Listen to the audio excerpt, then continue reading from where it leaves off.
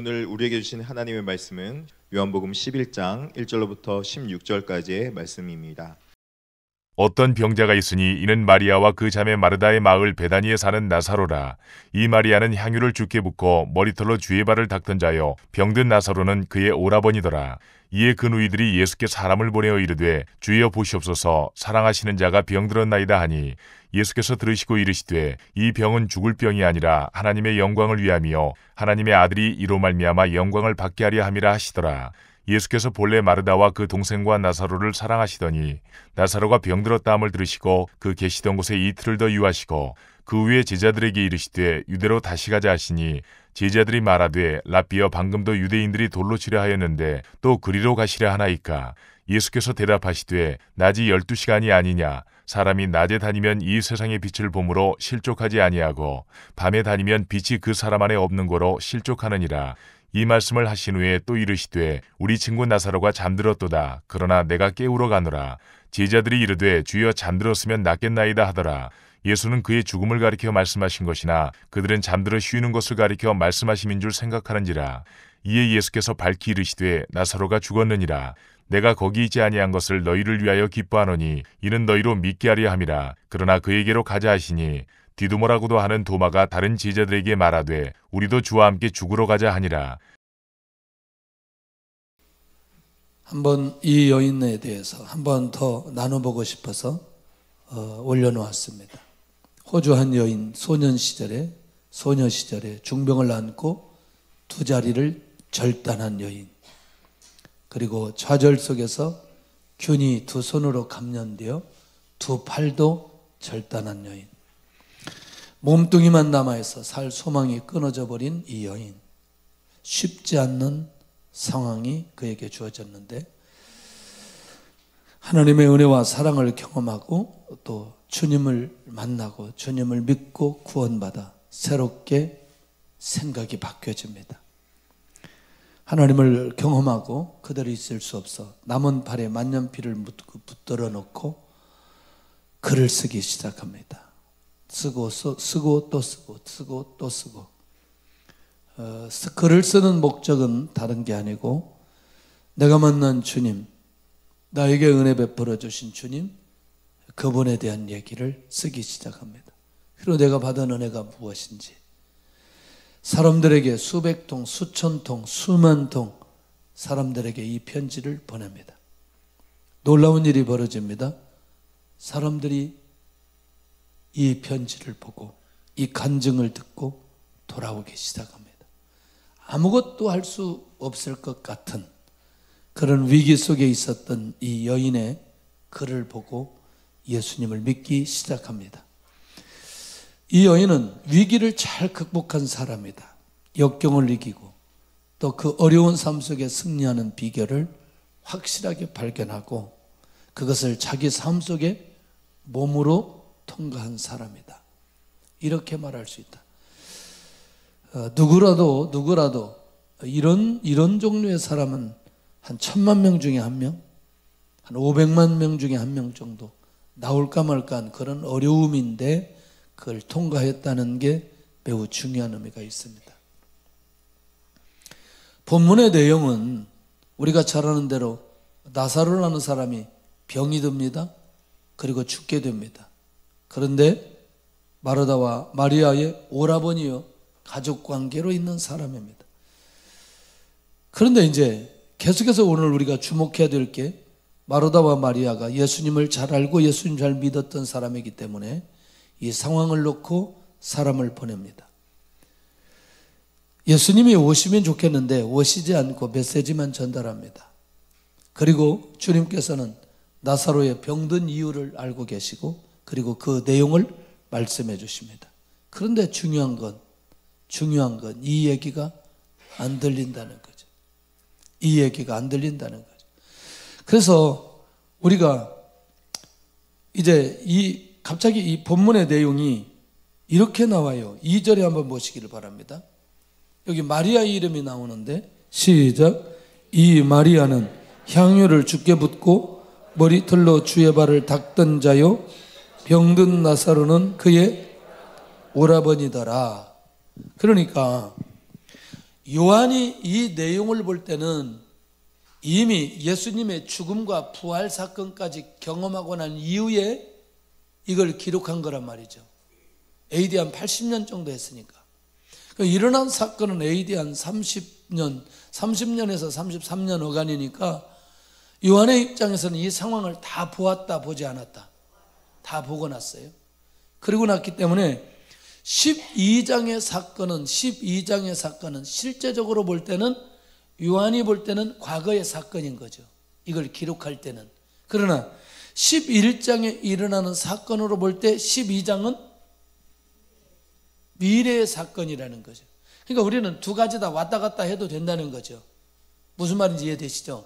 그러니까 80년에 기록할 때의 상황이나, 아니면 지금 이 상황이 실제로 벌어지는 상황이나, 아니면 12장에 마리아가 주님에게 헌신하는 상황이나 모두 다 한꺼번에 통으로 놓고 살펴볼 필요가 있다는 거죠. 이해되셨죠? 무슨 말인지. 예. 자, 그러면 일단은 12장 얘기부터 좀 하고 싶은 거죠. 그러면 12장은 이미 이 마리아는 위기를 경험했다, 경험하지 않았다? 경험한 거죠. 12장 상황으로 볼 때는. 자, 이 위기를 경험하고 난 이 마리아의 모습을 보니까 주님의 발에 향유를 붓고 머리털로 예수님의 발을 닦는 마리아의 모습을 보게 됩니다. 이 마리아는 후에 주님의 부활을 준비하는 믿음의 사람이 되고 예수님을 창조주의 주권을 가지고 사람의 결핍을 채우시는 하나님의 아들로 확실하게 믿어버렸어요. 무슨 사건 이후에? 나사로의 부활 사건 이후에. 자, 누구든지 위기를 경험하고 나면 영적인 삶이 변화되고 영적인 눈이 열려지고, 그리고 새로운 삶에 대한 감각이 생기게 되어지는데, 바로 그것이 12장의 마리아를 통해서 벌어지는 기가 막힌 내용인데, 어디까지 가게 되느냐? 조금 이제 두 번째 가서 이제 마리아가 위기를 경험하는 이 통과하는 과정을 좀 볼 텐데, 이걸 경험하고 나니까 가룟 유다의 책망에도 전혀 요동함이 없게 되어진다. 자, 이 향유를 어찌하여 300데나리온에 팔아 가난한 자들에게 주지 않겠느냐?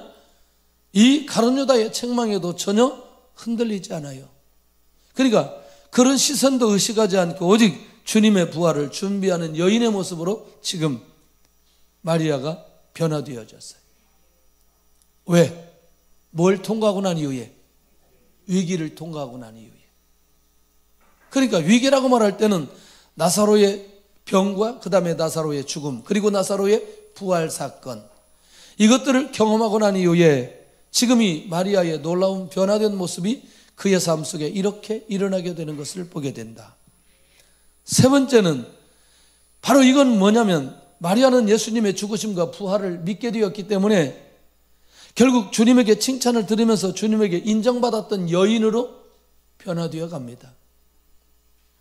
자, 주님의 죽음을 준비하면서 결국에는 확실한 주님을 향한 믿음의 사람으로 이 준비되어 가는데, 이제 그때서야, 이 사건이 다 지나고 나서야 11장 4절의 얘기가 무슨 얘기인지 알아듣게 된다는 거죠. 한번 보실래요? 오늘 이거 몇 번 할 텐데, 11장 4절 시작.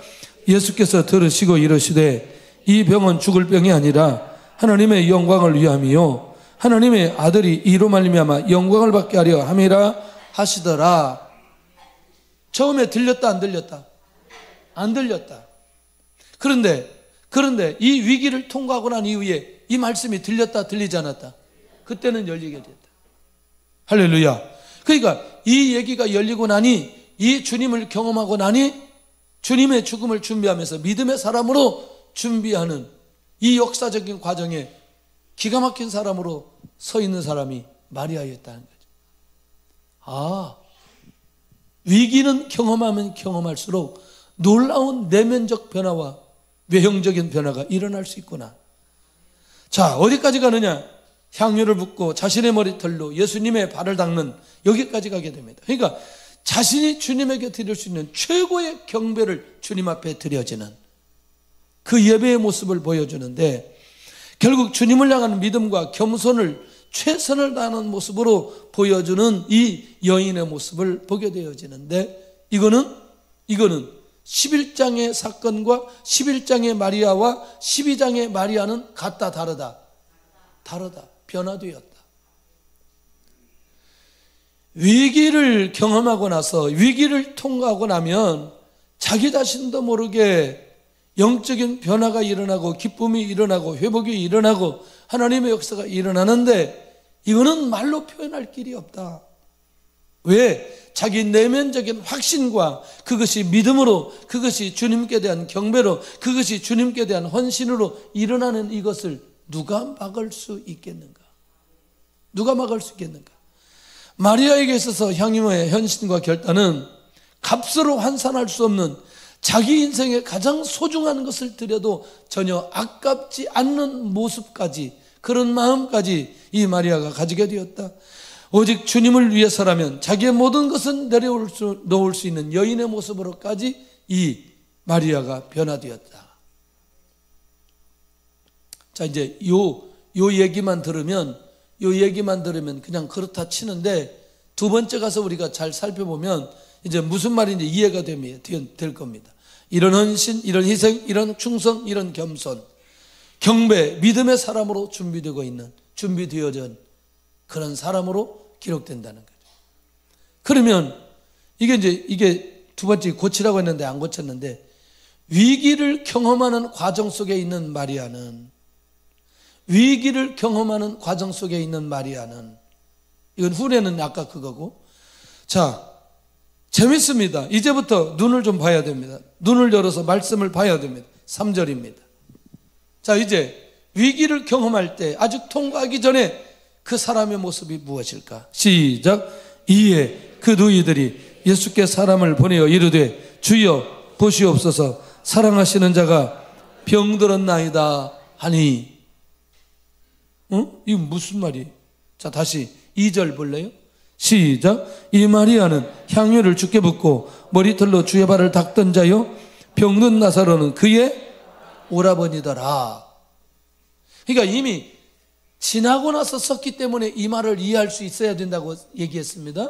자, 그러면 지금 2절은 12장의 사건이고 3절은 11장의 사건인데, 11장에 변화되기 전에 마리아의 모습은 나사로가 병들었다는, 특별히 요한이 기록을 뭐라고 하냐면, 나사로는 주님이 사랑하시는 자라고 기록되어졌다는 거죠.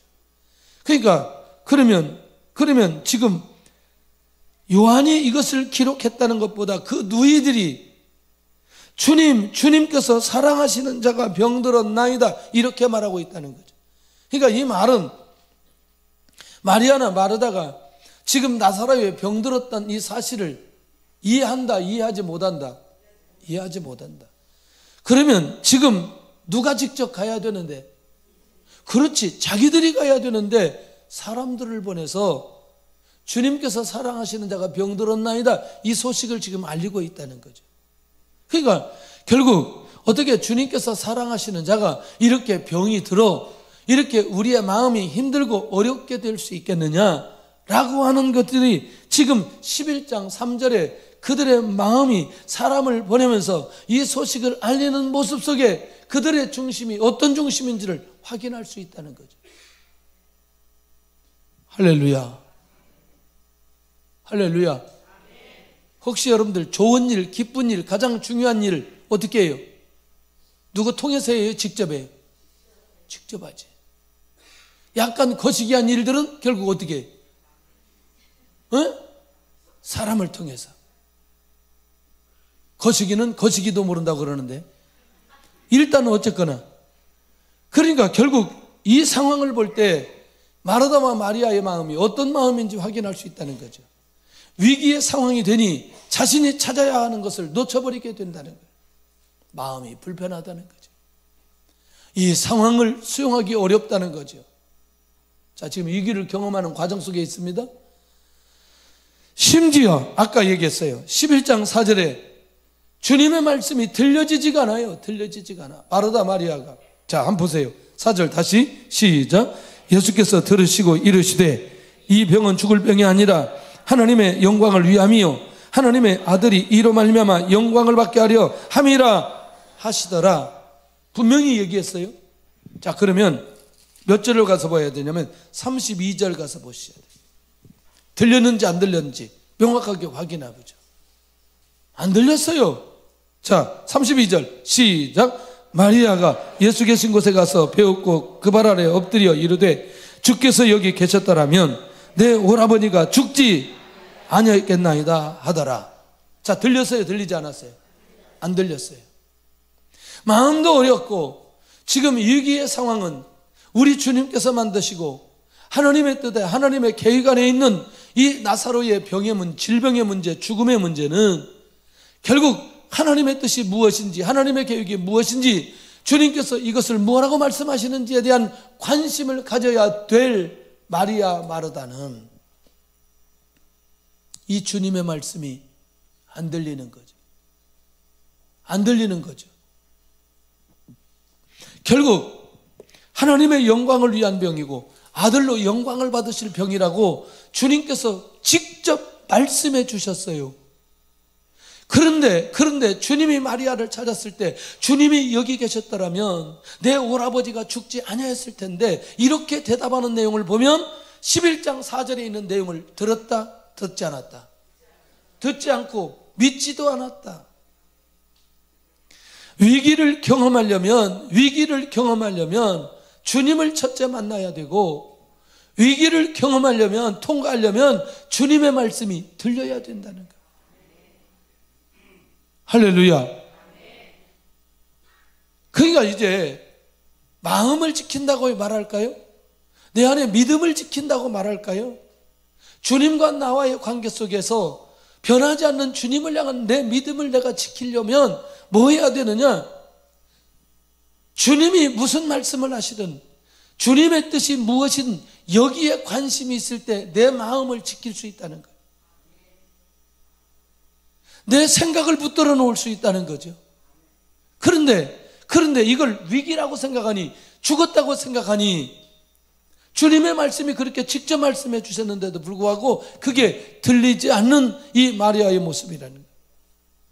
그러니까 우리도 모르게 상황이 악화되면 극단적 상황이 되면 하나님의 말씀도 안 들리고 권면하는 얘기도 안 들리고, 하나님의 말씀도 보여지지도 않고, 또 믿음의 사람들이 권면한 내용도 들려지지도 않고 자기 생각에, 자기 환경에 갇혀버릴 수 있는 가능성이 매우 많이 있다.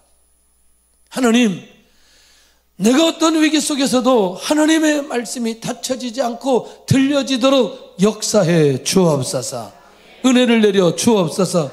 이 고백이, 이 마음이 내 안에 있을 때에 그 위기를 통과할 수 있다. 할렐루야. 그 위기 속에 주님을 깊이 있게 만날 수 있다. 너무나 놀라운 거죠. 자, 보세요. 주님께서 자기 집에 방문한다는 소식을 듣고 있는 마리아인데, 마리아가 뭐하고 있는지 20절 한번 보세요. 주님이 오신다고 얘기를 했어요. 그러니까 지금 위기라고 생각하고 죽었다고 생각하고 병들었다고 생각하니까 20절 시작. 마르다는 예수께서 오신다는 말을 듣고 곧 나가 맞이하되 마리아는 집에 앉았더라. 이 여인이 이럴 여인이 아니라니까요. 그러니까 지금 이 마리아의 입장에서는 이 위기의 상황이, 이 오라버니 질병과 죽음의 상황이 해석되지가 않아요. 아무리 해석하고 싶어도 해석되지 않아. 이해하고 싶어도 이해가 되지 않아. 예수님을 향한 마리아의 마음이 열려지지 않는 거죠. 열려지지 않아요. 그러니까 결국에는 이 위기의 상황을 그 스스로 통과하지 못하고 그 안에 갇혀있는 이 마리아의 모습을 보게 된다는 거죠. 자, 아까 12장 사건하고 1장 사건의 마리아의 모습이 같다 다르다? 너무너무 다르다. 그러니 이때 이런 상황 속에, 위기의 상황 속에 내가 이해되지 않지만, 이 상황이 해석되지 않지만 영의 눈이 열려져서 그것이 만약에 하나님의 은혜로 해석되어진다면 그 사람은 반드시 그 위기를 통과할 수 있을 것이다. 그냥 크게 한번 나눠볼게요. 자, 우리에게 있어서 가장 큰 문제는 재정의 문제, 그 다음에 건강의 문제, 그 다음에 자녀의 문제, 그 다음에 미래의 문제. 어쩌면 우리 안에서 벌어지는 그냥 다 직장, 사업장, 뭐 전문인을 뭐 사는 거 그냥 재정으로 하여튼 묶어놓고, 그 다음에 육체적으로 문제 있는 그것들 건강으로 묶어놓고, 가정에 일어나는 남편과 아내, 자녀들 모두 다 여기에 묶어놓고, 그 다음에 미래가 어떻게 될지 아무것도 모르는 그걸 묶어놓고 한 4가지로 우리가 본다면, 이것 중에 한 가지가 나에게 위기로 다가오는 부분이라면, 내가 이것을 어떻게, 왜 이 위기가 나에게 왔고, 그 위기를 향한, 그 위기가 나에게 온 그 하나님의 뜻과 목적이 무엇일까? 이것을 진짜 영적으로 해석할 수 있는 눈이 내 안에 있는 사람은 반드시 그 위기를 통과할 수 있다. 어렵지 않다는 거죠. 그러니까 해석이 되느냐 해석이 되지 않느냐가 매우 중요한데, 중요한 건 대부분 보니까 지나고 나면 해석이 되는데 과정 속에 해석이 안 되는 경우가 많이 있어요. 맞아요, 안 맞아요? 지나고 나서 보니까 그래서 그랬구나 해석하는데 어렵지 않아요. 그런데 막상 그것이 진행 중에 있을 때는 해석하려고 하니 이게 해석이 되지 않는 거죠. 해석이 되지 않는.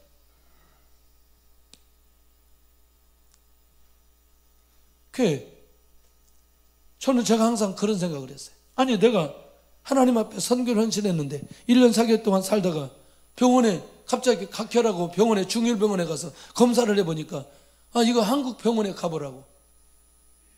여기서 얘기해 주지 무슨 한국 병원에 가라. 한국 병원에 갔더니 영양실조, 그 다음에 폐결핵 딱 2가지. 아니 이건 또 뭐야? 영양실조에다가 폐결핵. 근데 더 중요한 건 뭐냐면 약을 주는데 약을 한 봉다리를 주는 6개월치. 저 여러 번 얘기했습니다. 6개월 먹고 난 이유가 걱정이 돼요. 이거 한국에 연락해서 약타라고 해야 되는데 제 영적인 자존심으로 이걸 약타라고 하기는 너무나 쉽지 않은 거죠. 그런데 그때 당시 이게 제 안에 해석이 안 되죠.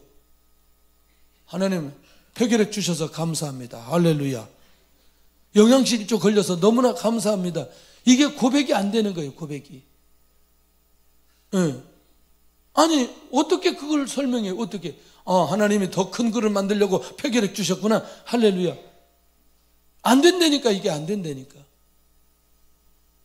하나님 할렐루야. 나를 더 건강하게 만들려고 영양실조 걸리게 만들고. 이게 안 되는 거죠. 안 되는 거죠. 해석이 안 되는 거죠. 그렇지만 그렇게 했어요. 하나님 이걸로 저는 정리했어요. 사명이 있으면 하나님께서 회복시켜 주실 줄로 믿습니다.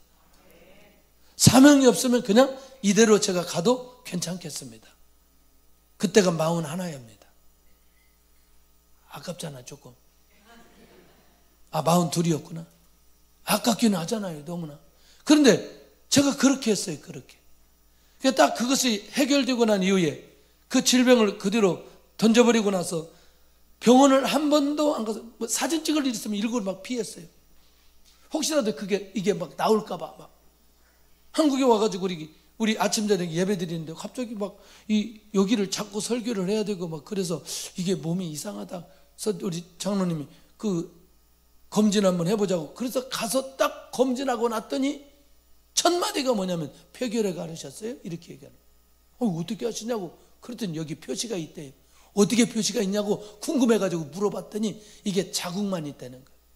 없어졌다는 거예요. 그때서야 아는 거예요. 그때서야.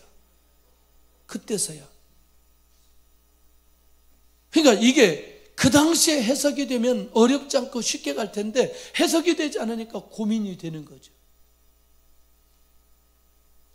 지나고 나서 보니 너무나 감사한 거죠. 주께서 치유해 주셨는데. 네? 너무나 감사해요. 우리 같이 목사님 모임하는 목사님 얼마 전에 폐암 수술했어요. 폐를 한쪽을 떼어냈어요. 근데 폐는 안 자라니까 호흡을 통해서 이걸 키워야 된다는 거예요. 나보다 나이가 5살이나 적은데 갑자기 전화하는데 막 꺽꺽거리는 거예요. 이야, 할렐루야. 그 생각해보니 아니 그분이 뭐 그래서 내가 좋았다 그런 얘기 아니고 이제 그런 상황도 있는데 이런 상황을 통해서 그 상황을 통과하는 것 자체가 야, 그때는 잘 해석이 안 됐지만 시간이 지나고 나서 보니 얼마나 감사한 일인지. 그러니까 일단 왜 내가 경제가 어려우면 이 경제가 어려우는 것 때문에 매몰되지 않고 거기에 하나님의 뜻이 무엇인지에 대한 하나님의 절대중간과 하나님의 뜻에 대한 부분이 우리 안에서 열려지고 그것이 깨달아질 때에 결국 그것을 통과하면서 새로운 길로 갈 수 있다? 할렐루야. 자녀의 문제 얼마나 우리에게 있어서 절대적이에요. 자녀의 문제들. 그런데 왜 우리 자녀, 왜 우리의 미래? 그런데 놀라웠게도 이때 이 상황만 해석되어진다면 거기 주님이 직접 지금 오셔서 결국 그 위기를 해결하시고 그것을 통해 주님이 무엇을 하실 것인가를 분명하게 보여주신다. 아멘 별로 안 하는데 이 얘기하면 아멘이 될 거예요. 자, 기도 시리즈를 계속해서 했어요. 계속해서 했는데 이게 공통분모가 하나 나왔어요. 딱 한 가지더라고요. 그 기도 속에, 기도자들의 기도 속에 딱 한 가지, 하나님을 이 땅에 나타내고자 하는 기도는 100% 응답. 나의 위기가 하나님을 나타내고자 하는 계획이 그 안에 있을 때에 100% 그 위기는 통과하게 되어 있다. 그게 자녀 문제이든 그게 재정 문제이든 그게 건강 문제이거든, 그것을 통해서 하나님을 나타내고자 하는 의지적 결단이 내 안에 있다. 반드시 역사 일어납니다. 이 눈이 열려질 수 있기를 원합니다. 그러니까 결국 아들을 통해서 영광을 받으신다는 얘기가 궁극적으로 무슨 얘기예요? 아니, 아들을 통해서 영광 받으신다는 얘기가 딱 한 가지 아니에요. 누구를 나타내기 위해서? 하나님. 그러니까 하나님 누구? 그렇지, 예수님 나타내기 위한 거예요. 이게 한 가지라는 말이에요. 이게 한 가지. 그러니까 무엇으로 해석되어야 되느냐? 이 위기는 예수님이 내 삶 속에 나타나도록 하기 위한 하나님의 놀라운 계획이구나 라는 것으로 결론 내리는 순간 모든 것들이 다 해석된다. 그리고 그 안에서 해결될 수밖에 없는 것이다. 주의 은혜가 있기를 원합니다. 그러니까 주님의 부르심에 그때서야 주님 앞에 나아가는 마리아의 모습인 거죠. 이거는 주님의 은혜라는 거거든요. 자, 주님이 오셨는데 여전히 지금 마리아 어디에 있어요? 집에 있어. 하나님 관계에 약간만 문제가 있으면 예배드리러 안 나와. 집에 있어. 하나님이 약간 나를 섭섭하게 하면 일단 뭐부터 안 드려? 예배부터 안 드려. 목사부터 안 만나. 그것을 말해서 뭐라고 말하냐? 시험 들었다는 거예요. 지금 마리아가 시험 들어서 집에 있어. 안 나오고. 주님이 찾아갑니다. 28절 한번 보세요. 자, 28절 한번 잘 보시죠. 시작. 이 말을 하고 돌아가서 가만히 그 자매 마리아를 불러 말하되 선생님이 오셔서 너를 부르신다 하니. 29절 시작. 마리아가 이 말을 듣고 급히 일어나 예수께 나아가며. 주님이 신방하셨어요. 누구를? 너무나 마리아가 힘들어하니 지금 금방 나사로를 살리면 그만인데 이 주님께서 이 마리아의 마음을 다스려서 이 마리아의 마음을 열어주시고 마리아의 마음을 깨닫도록 하기 위해 주님께서 마리아 부르셨다니까요.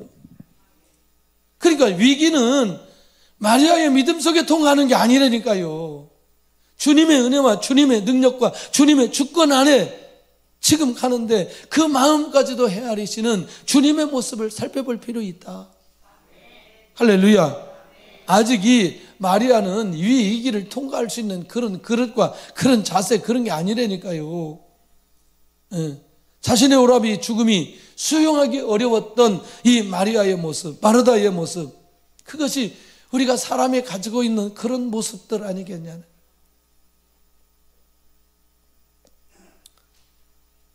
마리아의 위기가 뭐죠? 나사로 오라버니 병들었고 어디까지 가버렸어요? 죽어버렸어요. 끝나버렸어요. 이제 위기가 끝나버렸어요.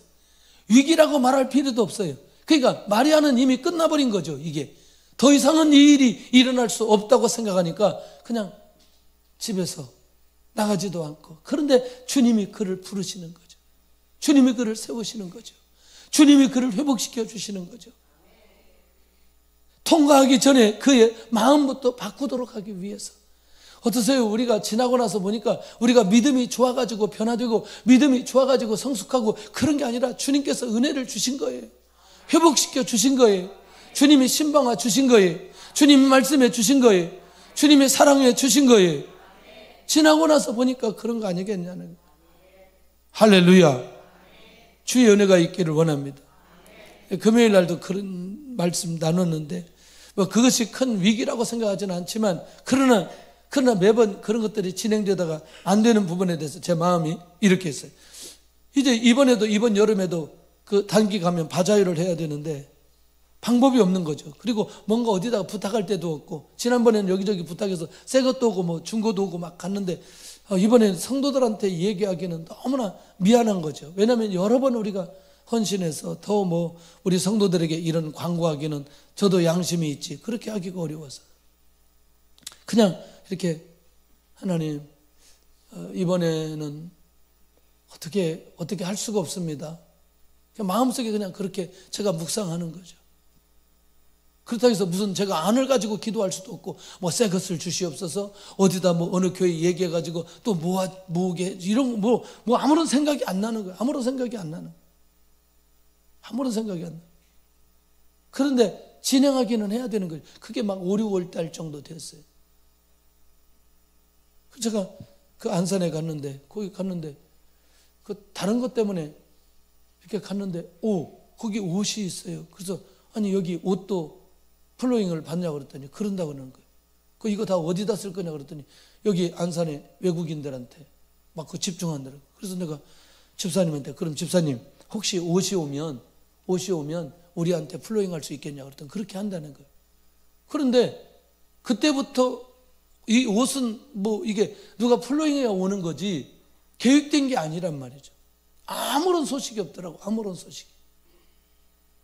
근데 저는 그러다 해서 그게 초조한 건 아니지만 이미 우리 오기 전에 한두 달 전에 정리해서 보내야 거기 3주 4주 정도 걸리니 그 기간도 필요하고 가만히 있었어요. 연락이 왔어요. 옷 보낸다고. 지난번에 여러 번 얘기했죠. 네팔에트. 오케이, 네팔에트. 너무나 감사하지. 그것만 해도. 근데 무슨 옷인지 알 수가 없어요. 뭐라고 묻지도 못하겠어요. 조금 더 이따가 이제 옷을 보낸다고. 그 보내는 날 아침에 목사님 10바레트입니다. 많기는 많은데 뭔 옷인지 물어보지를 못하겠어요. 감사하긴 한데 부랴부랴 4바레트는 우리가 내릴 수 있겠지만 10바레트는 지게차 불러야 되는 거예요. 지게차 불러가지고 대기하고 있는데 5톤 트럭으로 오는데 보니까 막 겨울옷도 있고 막 그래가지고 여기 정비하는 분들 다 나눠주고 뭐 그렇게 하고도 이 옷들이 전부 다 새 옷인 거죠. 물류비만 500만 원 들었어요. 그럼 우리 생각 이렇게 하면 되죠. 필리핀에 가서 500만 원어치 사가지고 바자회도 될 텐데 그건 하나님의 뜻이 아니라는 거예요. 근데 자, 이 어간, 이 시간이 그것을 기다리고 그것을 진행하고 그것을 붙이고 하는 이 과정까지는, 그러니까 이미 와버렸을 때는 큰 문제 아니지만 그것이 직접 현실적으로 올 때까지 이 과정은 위기인 거죠. 왜? 아무런 게 없으니까. 아무런 드러난 게 아무것도 없기 때문에. 역시 하나님의 일은 하나님이 하신다. 주님의 일은 주님께서 하신다.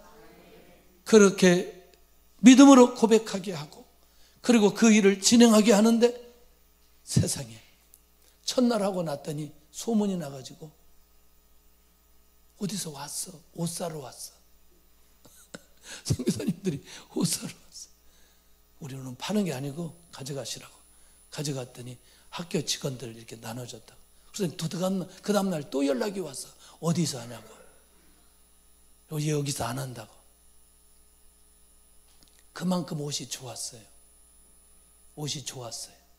우리가 입어도 전혀 손색이 없는 그거를 2,500원에 팔았어요. 이렇게 바라보는 눈은, 그래서 지난번에 교회에서 팔았잖아요. 봐줘야 한다고. 그때 사지. 자, 우리는 시간이 지나고 나면 수용하고 해석되고 이해가 되지만, 그런데 그것도 잘 모르니까 주님께서 직접 찾아와 주셔서 그의 마음을 어루만져 주시고 그를 회복시켜 주시는 이 주님의 사랑은 결국 그로 하여금 이 위기를 통과하도록 하기 위한, 이 위기를 해결할 주체가 누구라는 사실을 알려주느냐? 예수님이라는 사실을 알려주잖아요. 주님을 향한 확실한 믿음을 가지지 못한 사람의 모습이지만 주님께서 그냥 지나가지 않는 거죠. 자, 32절 보셔야 돼요. 아직도 눈이 안 열려 있다니까요. 주님이 그렇게 찾아와서 주님의 사랑과 은혜를 베풀어 주시는데, 시작. 마리아가 예수 계신 곳에 가서 배웠고 그 발 아래 엎드려 이르되 주께서 여기 계셨다라면 내 오라버지가 죽지 아니었겠나이다 하더라. 지금까지 해결됐다, 해결되지 않았다? 해결되지 않았다. 이게 마리아의 모습입니다. 주님께서 살리실 것에 대한 믿음이 아직도 부족한 이 마리아의 모습. 자, 33절 시작. 예수께서 그가 우는 것과 또 함께 온 유대인들이 우는 것을 보시고 심령에 비통히 여기시고 불쌍히 여기사, 드디어 예수님이 실행하는 거, 집행하시는 거예요. 그러면 마리아의 믿음을 보고 진행하는 것, 그건 아니란 말이죠. 오히려 그에게 믿음이 그 안에 있도록 하기 위해 주님께서 이 엄청난 사건, 이 위기를 직접 돌파하시는 것을 보게 된다는 거예요. 위기의 상황이 닥치자 마리아에게는 누가 보이지 않는다? 주님이 보이지 않는다. 위기의 상황이 닥치자 하나님의 뜻이 보이지 않는 마리아, 위기의 상황이 닥치자 주님의 말씀이 들리지 않는 마리아, 그런 마리아가 12장에 가서 그렇게 변해버린,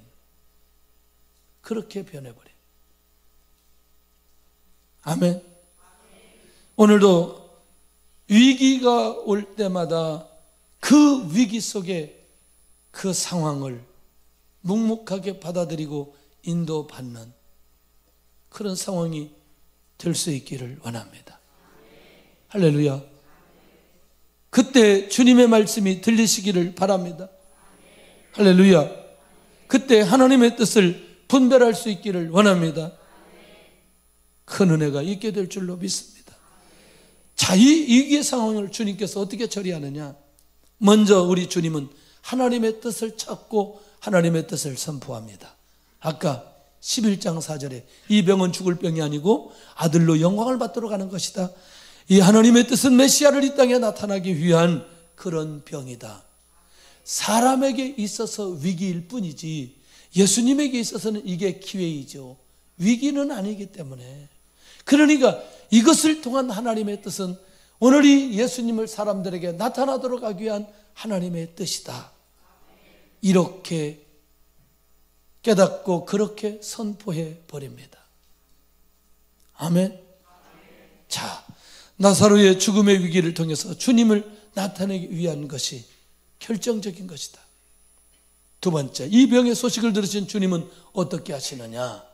11장 6절 한번 보셔야 돼요. 11장 6절 시작. 나사로가 병들었다함을 들으시고 그 계시던 곳에 이틀을 더 유하시고, 며칠을 더. 그럼 어디까지 간 거예요? 이 말은 뭐죠? 아까는 그렇지, 병들었는데 지금은 죽어버렸어요. 그러니까 어디까지 간 거죠? 그렇지, 죽음까지 이르도록 주님이 오히려 기다리신 거예요. 그러니까 위기의 정점을 찍어버리는 거죠. 오히려. 그러니까 빨리 반응하시는 게 아니고 더 큰 위기가 있을 때까지 주님께서 기다리시는. 왜? 주님에게는 질병이 있거나 죽어 있거나 전혀 문제가 되지 않는 거죠. 할렐루야? 전혀 문제가 되지 않는 거죠. 그 기왕이면 나사로가 죽어버리는 게 훨씬 더 좋은 거죠. 왜? 죽었을 때 그 나사로를 살리는 게 하나님의 영광을 나타내는 게 훨씬 더 강하게 나타날 수 있기 때문에 오히려 이틀을 더 유하시는 주님의 모습을 보게 된다는 거예요. 병의 위기보다 더 큰 죽음의 위기의 상황까지 주님이 기다리시고 계셨다. 이게 위기의 상황을 주님께서 어떻게 처리하시는지를 끝까지 보여주시고 있다. 할렐루야. 우리가 갔는데 짐이 안 와. 짐이 안 와. 수요일 날 온다는데 가기 전 수요일 날 온다는데 수요일 날도 짐이 안 와. 수요일 날 짐을 정리하는데 마닐라 했어. 우리는 지금 월요일 날 이걸 해야 되는데 전화해보라 그랬어요. 아, 금요일 날은 꼭 온대. 금요일 날. 금요일 날, 저는 금요일 날 또 와가지고 물류를 정리를 한대. 금요일 또 했더니 금요일 날은 안 되고 토요일 날 온대. 할렐루야. 그럼 언제 왔겠어요? 어? 아니, 토요일 날 와야지. 그러니까 일주일 동안 이제 그 전주부터 계속 일주일 동안 기다리게 만드는 거지. 이게 그냥 별거 아닌 것 같지만 막판까지 토요일까지 기다리는데 토요일 날 오는 거예요. 토요일 날. 그래서 그 박스 정리하는데 둘이 박스 정리, 이 친구들이 메어다 주고 우리가 박스 터서 이게 새 건지 헌 건지 그 다음에 이게 뭔지 이걸 다 이게 90박스를 정리하는데 저하고 이동주 장님하고 둘이 하고 안에서 하고 이 사람들이 메어다 주고, 이야, 이 90박스를 다 했다니까요. 일주 갔으면 다른 일꾼들도 있을 텐데 둘이 그걸 하게 가서 노동하고 왔어요. 노동하고 왔어요. 그걸 말도 못하고 이거 전부 다 90박스를 다 뜯어야 되니까. 일하기가 얼마나 좋아요. 미리 다 보고 나니까. 마지막까지 가게 하는 거예요. 마지막까지. 너무나 마지막까지 가는데 어려워하지 않기를 바랍니다. 이게 주님의 뜻이니까. 이거 일찍 좀 해결해 주시면 얼마나 좋을까. 나사로의 죽음의 위기까지 맞이한 예수님은 우리 친구 나사로가 잠들었도다 깨우러 가자. 11절 보셔야 돼요. 시작. 이 말씀을 하신 후에 또 이르시되 우리 친구 나사로가 잠들었도다. 그러나 내가 깨우러 가노라. 제자들에게 그렇게 말하는 거예요. 맞아야 될 사람들이 있어요. 12절 시작. 제자들이 이르되 주여 잠들었으면 낫겠나이다 하더라. 그러니까 이들은 지금 나사로가 죽은지 알고 있다는 말이죠. 그러니까 예수님은 뭐 한다고? 아니, 잠들었다고 하니까 깨우러 가자고 하니까, 자, 진짜. 자, 13절 한번 봐도 돼. 시작. 예수는 그의 죽음을 가리켜 말씀하신 것이나 그들은 잠들어 쉬는 것을 가리켜 말씀하신 줄 생각하는지라. 그러니까 예수님이 14절에 시작. 이에 예수께서 밝히 이르시되 나사로가 죽었느니라. 믿음이 안 되면 귀라도 열려야 되는데 귀도 열리지도 않고 믿음도 열리지도 않고 말도 부정적인 말하고 지금 제자들이 그런 거라는 거예요. 그러니까 열리면 한꺼번에 다 열리게 되어 있어요. 눈도 열리고 귀도 열리고 입도 열리고 다 열리게 되어 있어요.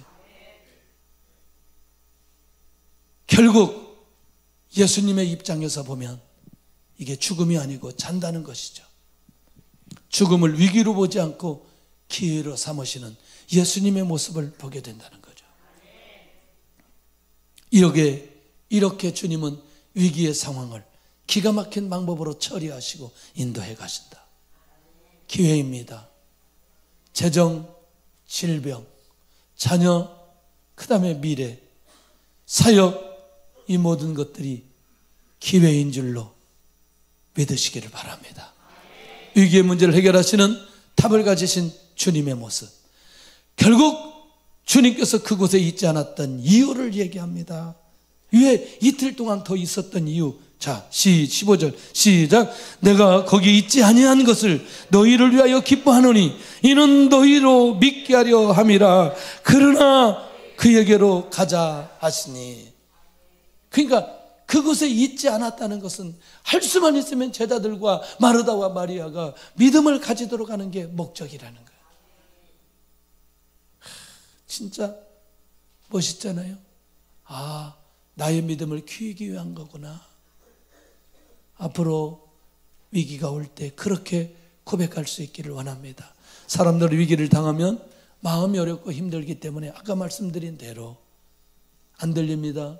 안 보입니다. 말을 못합니다. 왜? 하나님의 뜻이 안 보이기 때문에. 그런데 오늘 주님은 하나님의 뜻을 이루시는 이것을 기회로 만들어 버린다. 마지막이 엘리사 얘기하고 우리 함께 기도하겠는데요. 우리가 잘 아는 대로 아람 군대, 아람 왕이 아니 도대체 누가 스파이가 있어서 저 이스라엘에게 우리의 정보를 그렇게 다 말해주느냐. 그러니까 한 종이 그렇지 않습니다. 저 이스라엘에는 하나님의 선지자가 있는데 왕국 안에 있는 얘기까지도 잘 아는 사람이 있습니다. 그래? 그러면 잡아버리지. 아람 군대를 이끌고 엘리사가 있는 성을 외워쌉니다. 그때 사환이 엘리사에게 이렇게 합니다. 내 주여 우리가 어찌하리이까? 그러면 이게 엘리사와 사환의 입장에서는 이 상황이 위기이지만 엘리사가 하나님께 기도합니다. 여호와께 기도하여 눈을 열어 보게 하옵소서. 기도한 후에 눈을 열어보니 불말과 불병거가 그들이 포위한 그 숫자보다 훨씬 더 많이 있는 것을 보게 하고 다시 기도합니다. 하나님 저들의 눈을 어둡게 하여 주옵소서. 그리고 저들의 눈을 가리워 버립니다. 사마리아까지 데리고 갑니다. 이게 상황을 하나님의 사람들이 상황을 처리하는 비결입니다. 하나님 나도 이 위기의 상황을 처리하는 이 비밀을 붙들고 인도받게 하여 주옵소서. 역사해 주옵소서. 나는 위기를 어떻게 대처하는가? 위기의 상황에서 나는 주님을 찾는가? 나는 위기의 상황을 만났을 때 가장 먼저 주님께 묻는가? 나는 위기 때 하나님의 뜻을 찾는가? 그 현장에 주님이 계시면, 주님을 나타내기를 원하면 그 위기는 큰 의미가 없다는 것입니다. 오늘도 이 말씀 기억하면서 금년 한 해 모든 위기가 응답으로 바꿔지길 예수님의 이름으로 축원합니다.